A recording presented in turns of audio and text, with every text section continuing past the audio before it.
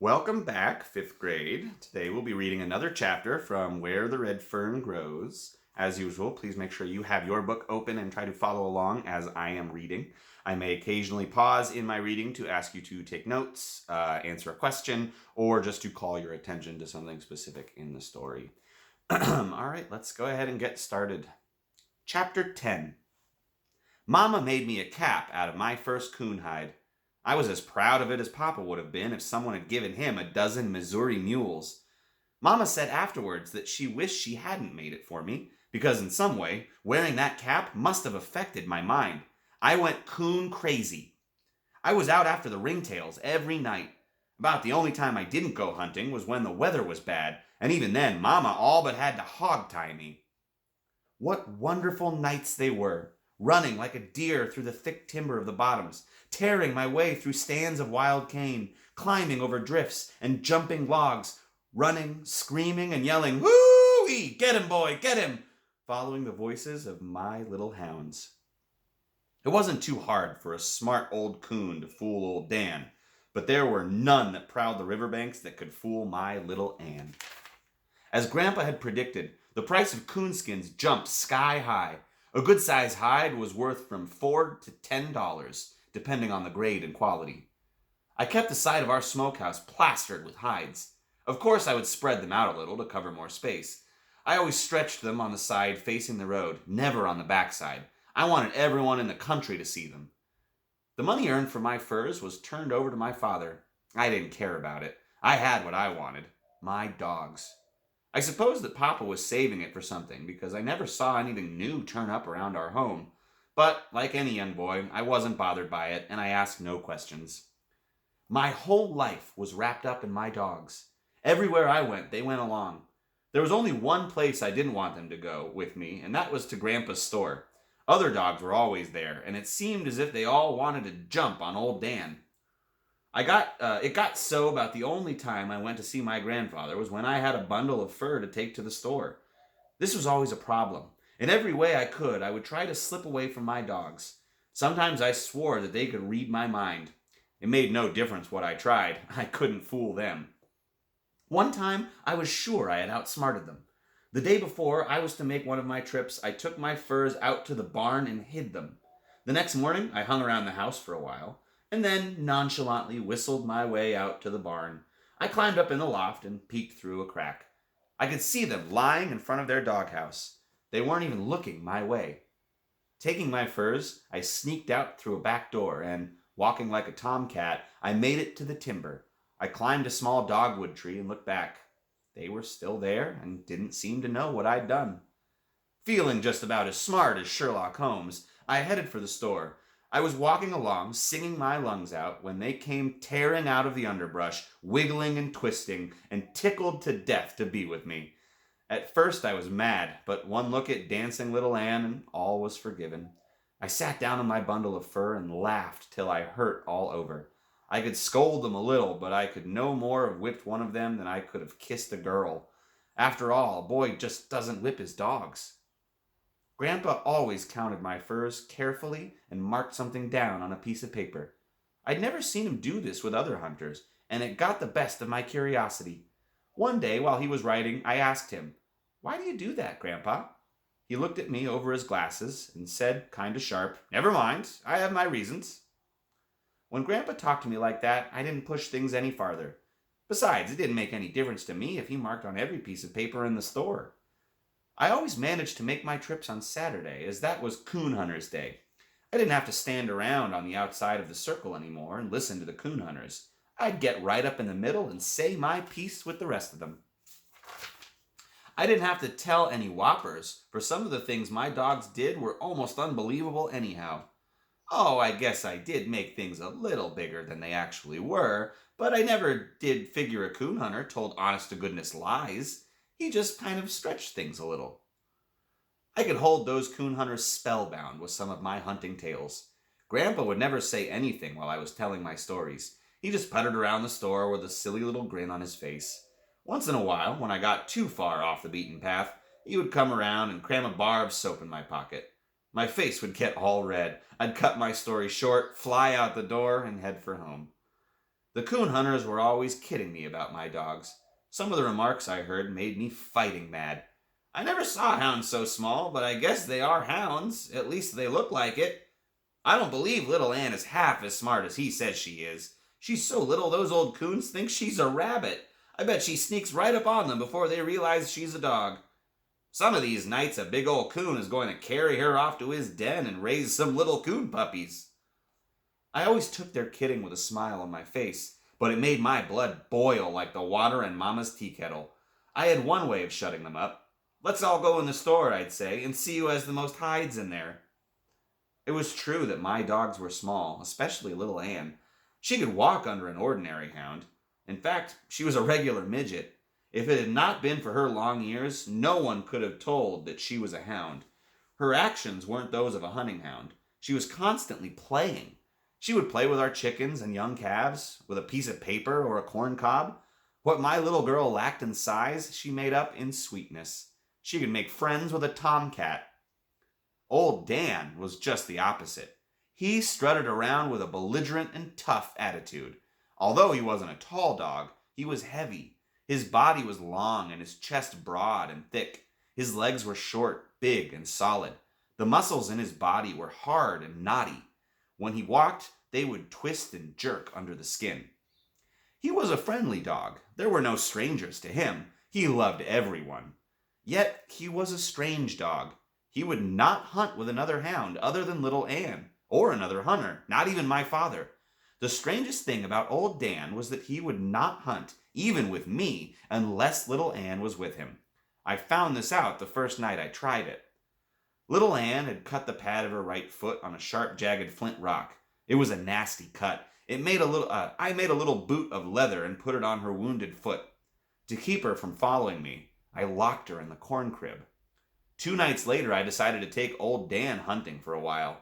He followed me down to the river bottoms and disappeared in the thick timber. I waited and waited for him to strike a trail. Nothing happened. After about 2 hours, I called to him. He didn't come. I called and called. Disgusted, I gave up and went home. Coming up through the barn lot, I saw him rolled up in a ball on the ground in front of the corn crib. I immediately understood. I walked over and opened the door. He jumped up in the crib, smelled little Ann's foot, twisted around in the shucks, and lay down by her side. As he looked at me, I read this message in his friendly gray eyes. You could have done this a long time ago. I never did know if little Ann would hunt by herself or not. I'm sure she would have, for she was a smart and understanding dog, but I never tried to find out. Little Ann was my sister's pet. They rubbed and scratched and petted her. They would take her down to the creek and give her baths. She loved it all. If Mama wanted a chicken caught, she would call little Ann. She would run the chicken down and hold it with her paws until Mama came. Not one feather would be harmed. Mama tried old Dan once. Before she got the chicken, there wasn't much left but the feathers. By some strange twist of nature, little Ann was destined to go through life without being a mother. Perhaps it was because she was stunted in growth, or maybe because she was the runt in a large litter. That may have had something to do with it. During the fur season, November through February, I was given complete freedom from work. Many times when I came home, the sun was high in the sky. After each hunt, I always took care of my dogs. The flint rocks and sawbriars were hard on their feet. With a bottle of peroxide and a can of salve, I would doctor their wounds. I never knew what to expect from old Dan. I never saw a coonhound so determined, or one that could get into so many predicaments. More than one time it would have been the death of him if it hadn't been for smart little Ann. One night, not long after I had entered the bottoms, my dog struck the trail of an old boar coon. He was a smart old fellow and had a sack full of tricks. He crossed the river time after time. Finally, swimming to the middle and staying in the swift current, he swam downstream. Knowing he would have to come out somewhere, my dogs split up. Old Dan took the right side. Little Ann worked the other side. I came out of the bottoms onto a gravel bar and stood and watched them in the moonlight. Little Ann worked downriver, and then she came up. I saw her when she passed me going up the bank, sniffing and searching for the trail. She came back to me. I patted her head, scratched her ears, and talked to her. She kept staring across the river to where old Dan was searching for the trail. She waded in and swam across to help him. I knew that the coon had not come out of the river on her side. If he had, she would have found the trail. I walked up to a riffle, pulled off my shoes, and waded across. My dogs worked the riverbank, up and down. They circled far out into the bottoms. I could hear the loud sniffing of old Dan. He was bewildered and mad. I was getting a thrill from it all, as I had never seen them fooled like this. Old Dan gave up on his side, piled into the river, and swam across to the side little Ann had worked. I knew that it was useless for him to do that. I was on the point of giving up, calling them to me and going elsewhere to hunt, when I heard the bawl of little Ann. I couldn't believe what I heard. She wasn't bawling on a trail. She was sounding the tree bark. I hurried down the bank. There was a loud splash. I saw old Dan swimming back. By this time, little Ann was really singing a song. In the bright moonlight, I could see old Dan clearly. His powerful front legs were churning the water. Then I saw a sight that makes a hunter's heart swell with pride. Still swimming, old Dan raised his head high out of the water and bawled. He couldn't wait until he reached the bank to tell little Ann he was coming. From far out in the river, he told her. Reaching the shallows, he plowed out of the river onto a sandbar. Not even taking time to shake the water from his body, again he raised his head and bawled, tore out down the bank. In a trot, I followed, whooping to let them know I was coming. Before I reached the tree, old Dan's deep voice was making the timber shake. The tree was a large birch, standing right on the bank of the river. The swift current had eaten away at the footing, causing it to lean. The lower branches of the tree dangled in the water. I saw how the smart old coon had pulled his trick. Coming in toward the bank from midstream, he had caught the dangling limbs and climbed up. Exhausted from the long swim, he stayed there in the birch, thinking he had outsmarted my dogs. I couldn't understand how little Ann had found him. It was impossible to fall the tree toward the bottoms. It was too much off balance.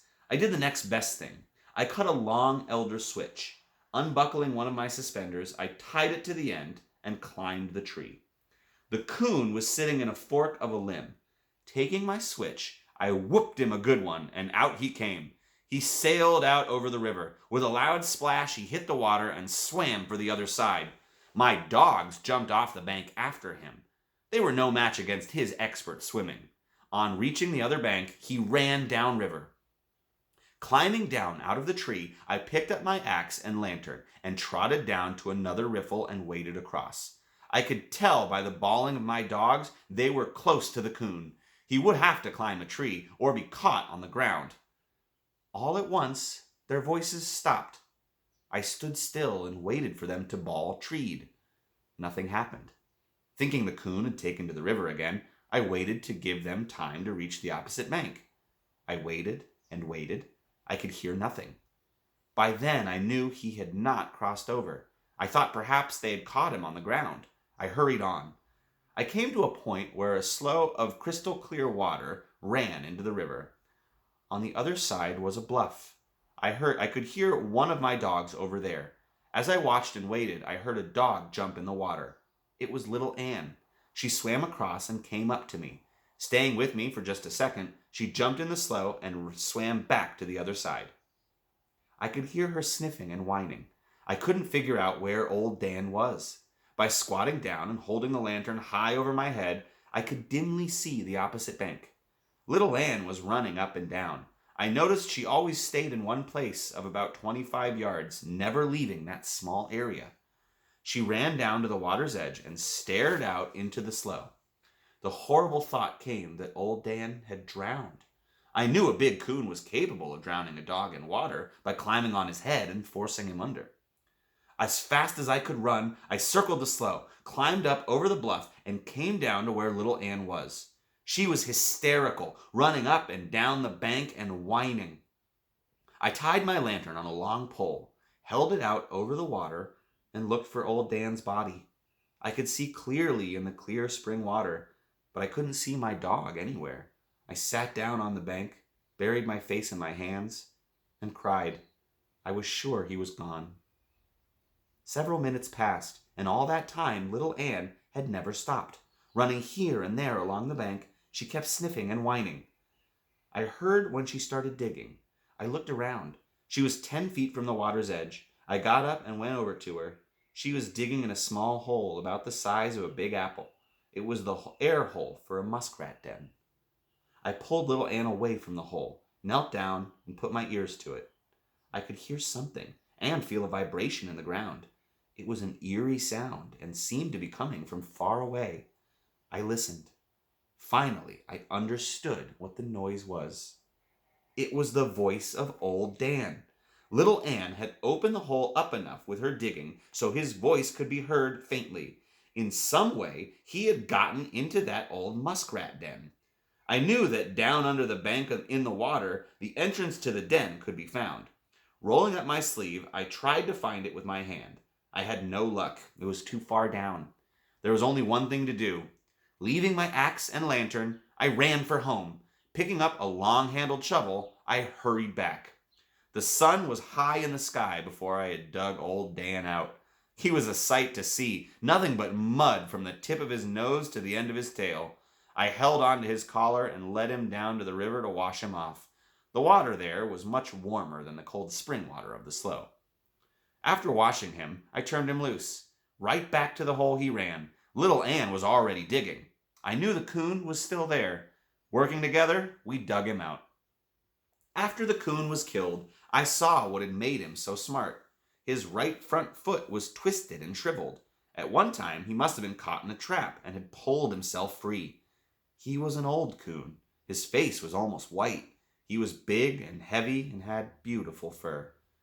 Tired, muddy, wet, and hungry, I started for home.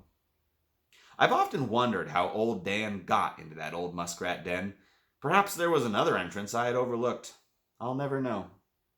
One night, far back in the mountains, in a place called the Cyclone Timber, old Dan really pulled a good one. Many years before my time, a terrible cyclone had ripped its way through the mountains, leaving its scar in the form of fallen timber, twisted and snarled. The path of the cyclone was several miles wide and several miles long. It was a wonderful place to hunt, as it abounded with game. My dogs had struck the trail of a coon about an hour before. They had really been warming him up. I knew it was about time for him to take up a tree, and sure enough, I heard the deep voice of old Dan telling the world he had a coon up a tree. I was trotting along, going to them, when his voice stopped.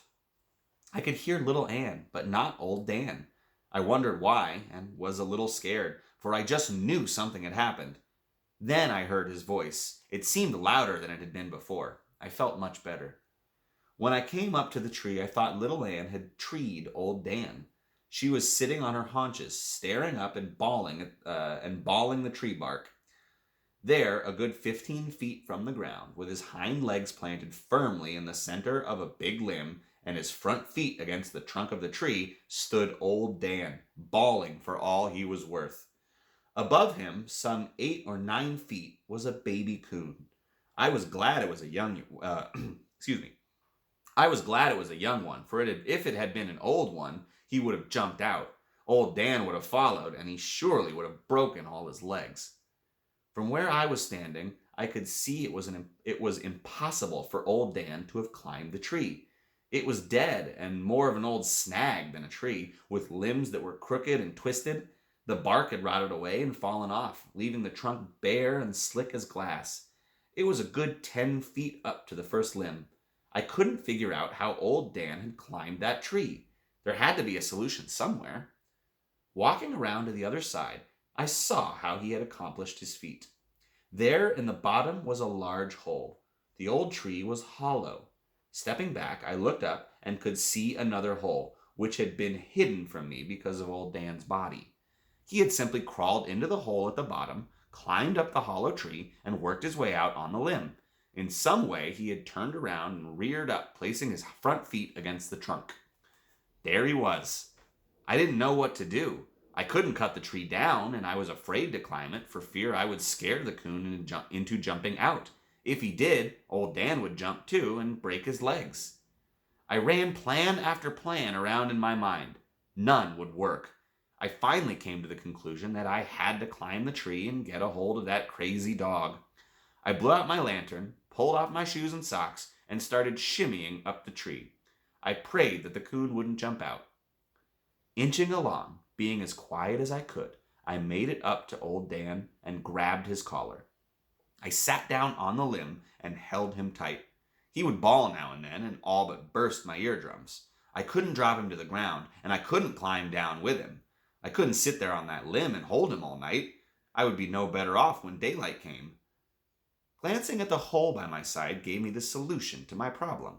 I thought, if he came out of this hole, he can go back in it. That was the way I got my dog down from the tree. This had its problems too. In the first place, old Dan didn't want to be put in the hole head first. By scolding, pushing, shoving, and squeezing, I finally got him started on his way. Like a fool, I sat there on the limb, waiting to see him come out at the bottom. And come out he did. Turning around, bawling as he did, right back in the hole he went. There was nothing I could do but sit and wait. I understood why his voice had stopped for a while. He just took time out to climb a tree. Putting my ear to the hole, I could hear him coming. Grunting and clawing, up he came. I helped him out of the hole, turned him around, and crammed him back in. That time I wasn't too gentle with my work. I was tired of sitting on the limb, and my bare feet were getting cold. I started down the same time he did. He beat me down. Looking over my shoulder, I saw him turn around and head back for the hole. I wasn't far from the ground, so I let go. The flint rocks didn't feel too good to my feet when I landed. I jumped to the hole just in time to see the tip of his long tail disappearing. I grabbed it. Holding on with one hand, I worked his legs down with my other and pulled him out. I stopped his tree climbing by cramming rocks and chunks into the hole. How the coon stayed in the tree, I'll never know, but stay he did. With a well-aimed rock, I scared him out. Old Dan satisfied his lust to kill. I started for home. I'd had all the hunting I wanted for that night. All right, that brings us to the end of chapter 10. So one of the things this book does really well, in my opinion, it really goes into detail in terms of how Billy, first how he recognizes problems, tricks that the raccoons pull, predicaments that his dogs get themselves in. And it does also a very good job of showing how he thinks his way around or out of those problems. With that in mind, what do you think that says about Billy as a character? What's something your favorite solution to a problem that he's had so far? And that's about it. Yeah. So, all right, that's the end of chapter 10, and I will see you guys next time for chapter 12. I hope everyone is doing well. Stay home, stay safe, stay healthy. I will see you next time.